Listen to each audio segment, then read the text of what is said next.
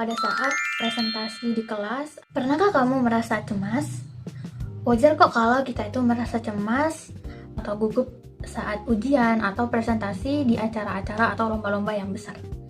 Tapi, coba kamu bayangkan jika rasa cemas itu terjadi terus-menerus tanpa ada alasan yang jelas dan hal itu tidak dapat dikendalikan. Dan rasanya itu sangat sulit untuk dihentikan.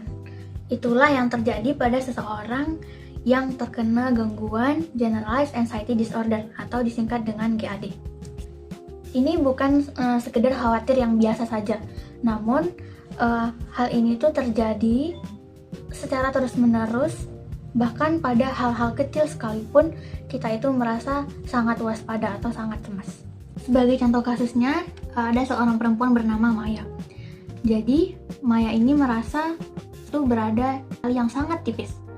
Setiap harinya dia itu merasa berpikir bagaimana jika aku salah berbicara saat rapat, bagaimana jika orang-orang membenciku.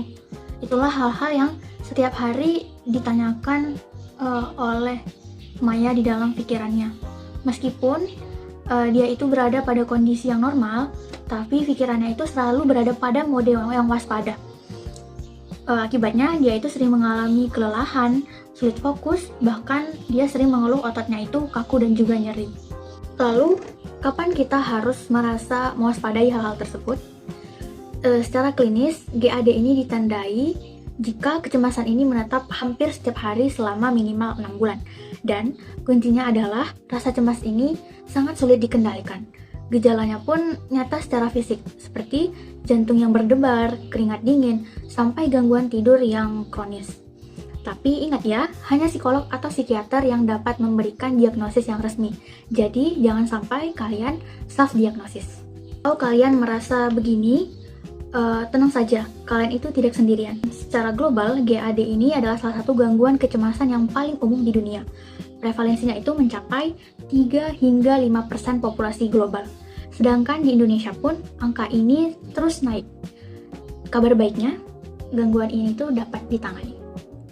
Terus dalam hal ini apa yang bisa kita lakukan? Tentu saja kita harus berkonsultasi dengan profesional seperti psikolog dan juga psikiater.